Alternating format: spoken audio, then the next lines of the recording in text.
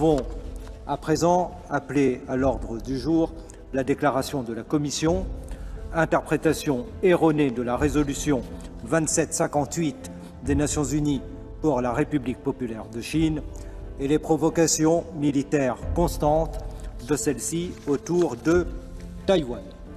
Je donne la parole à Monsieur le commissaire Nicolas Schmit au nom du vice-président de la Commission, au représentant de l'Union pour les affaires étrangères et la politique de sécurité.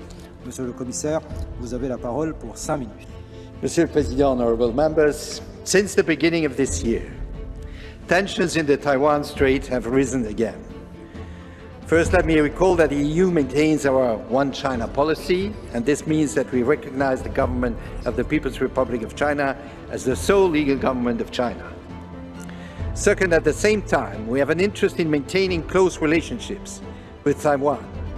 Taiwan is a vibrant democracy. Our cooperation and dialogue with Taiwan are getting more intense on the broad range of issues in line with our interests and values. Taiwan's system is based on democracy, the rule of law, and human rights. In many ways, the European Union and Taiwan are like-minded.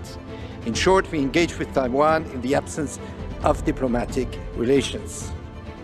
Third, peace and stability in the Taiwan Strait are of strategic importance for regional and global security and prosperity.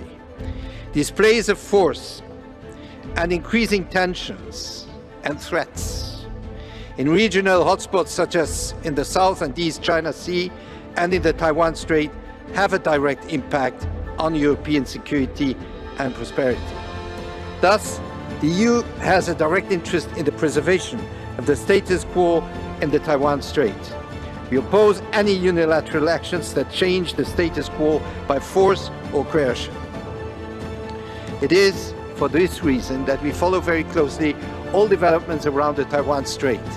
China's military activities around Taiwan increase cross-strait tensions. We have called on both parties to exercise restraint and avoid any actions that may further escalate cross-strait tensions, which should be resolved through dialogue. We have always encouraged mainland China and Taiwan to engage constructively with one another and to restart dialogue between them. We are willing to support initiatives aimed at promoting dialogue, cooperation, and confidence building between the two sides.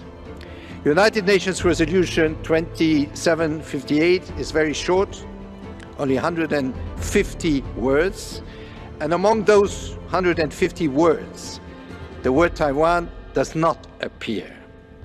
The resolution switched representation in the United Nations from the representatives of Chiang Kai-shek to the representatives of the government of the People's Republic of China.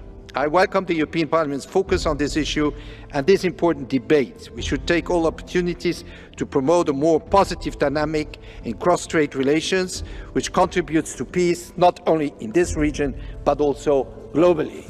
Dear colleagues, today we are discussing the UN General Assembly resolution which is used by the People's Republic of China to ground its claims to Taiwan.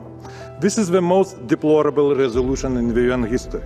It is inconsistent with the UN aim to be a universal organization that respects equal rights and self-determination of all the peoples. The resolution has settled only the issue of representation of China in the UN. In no way it denies the specific sui generis status of Taiwan that has never been a part of the People's Republic of China. The Taiwanese people have already realized their right to self-determination by establishing a liberal democracy which shares with us the same values of the rule of law and human rights. They have their own representative government. Neither the UN Charter nor any UN General Assembly resolution can be invoked in forcing them to be represented by the PRC government that itself is not representative at all. In conclusion, upholding our principles and values, we must do utmost to make the voice of 23 million Taiwanese people heard at all available international organizations and forums. Thank you. Pani Przewodnicząca, Panie Komisarzu, Szanowni Państwo, w latach 70. z nadzieją na stabilność i pokój Chińska Republika Ludowa zyskała miejsce w ONZ, co otworzyło przed nią drzwi do niespotykanego rozwoju gospodarczego i technologicznego. Pekin wykorzystał tę szansę, czerpiąc korzyści z bliskich kontaktów z Zachodem. Jednak dzisiaj, poprzez swoje działania, takie jak wsparcie dla barbarzyńskiej agresji Rosji na Ukrainę, oraz agresywnej ekspansji w regionie. Pekin nie wywiązuje się ze swoich zobowiązań, które przynależą członkom Rady Bezpieczeństwa oraz wynikają z Karty Narodów Zjednoczonych. Szczególnie niepokojąca jest groźba inwazji na Tajwan, który jest naszym partnerem. Ostatnie manewry wojskowe wokół Tajwanu podważają stabilność w regionie. Szanowni Państwo, Unia Europejska przestrzega swojej polityki jednych Chin, wspierając pokój i stabilność w regionie, podkreślając znaczenie status quo. Tajwan to wiarygodny i sprawdzony partner, który od lat buduje relacje oparte na wzajemnym zaufaniu. Dlatego z pełnym przekonaniem popieram rezolucję, którą mam nadzieję, że przyjmiemy jako Parlament Europejski.